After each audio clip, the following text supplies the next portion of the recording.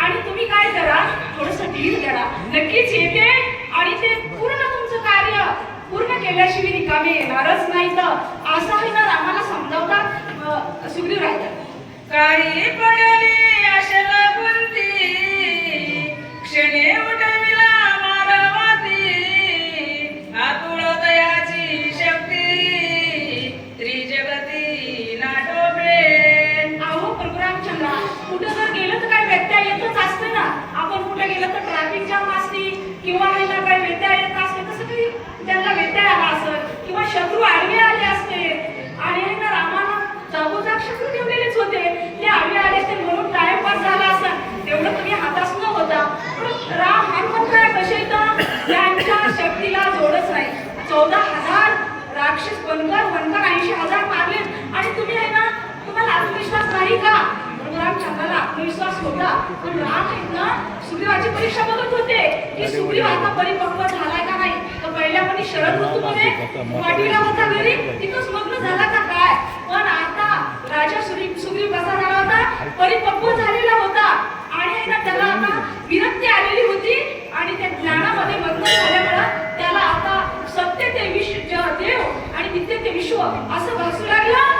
आणि म्हणून तो आहे ना रामाच्या पायापासून जाईना गेला. आम्हीच दाखविलं संसाराचं, पतीचं, पत्नीचं, सगळं राज्याचं दाखविलं तरी तो जाईना गेला.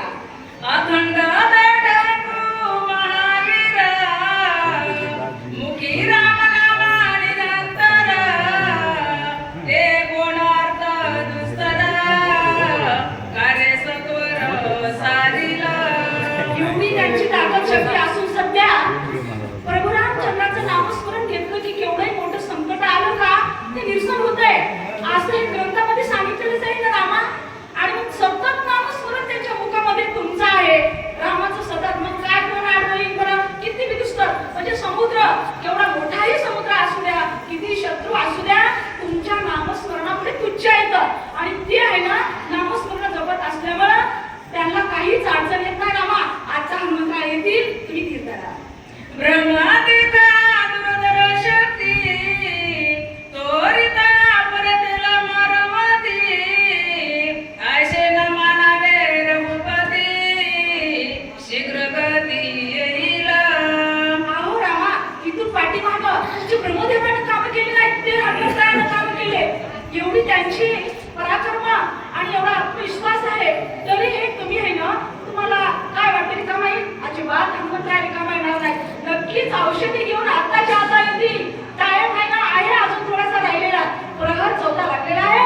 तुम्ही जरा टाइम म्हणजे थोडंसं तुम्ही आहे ना समाधान राहा, येतीलच. एवढा टोकाचा निर्णय घेऊच नका, असं आहे ना राजा सुग्रीव रामाला बोलतात.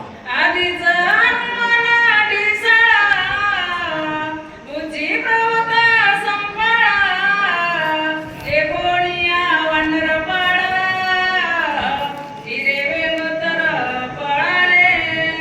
तेवढ्यात असं भाषण व्हायले का सुग्रीवाचं आणि प्रभू रामचंद्राचं. एवढ्यात आगमन झालं, प्रभू हनुमंतराचं दिसू लागलं. त्या उत्तर दिशेच्या भागेने हनुमंतराय आले. आधीच त्यांना स्वरूप मोठेचे मोठे घेतलं होतं. हनुमंतरायाला अतिशय छोटंसं ते स्वरूप करता येत होतं, कारण लंकेमध्ये गेल्या शिवराचा शोध करताना आपण बघितलेलंच आहे की छोटं असं ते स्वरूप धारण करत होते. आणि आता उड्डाण करायच्या टायमाला पर्वत खचले होते, एवढं मोठं विशाल रूप धरलेलं होतं. आता हातात पर्वत घ्यायचा म्हणल्यास मोठा, छोटं रूप कसं धारण करता येईल? एवढं मोठं रूप घ्यायलेली काया दिसली आणि जमलेले जे वानर होते का भिवून पळाले.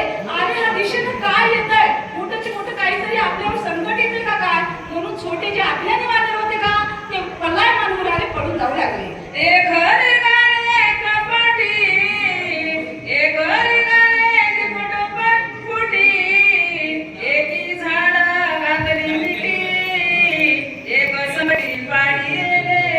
एवढा धक्का बसला त्या वानरायला, आपला जीव लपण्यासाठी कुणी आहे ना देह लोभी.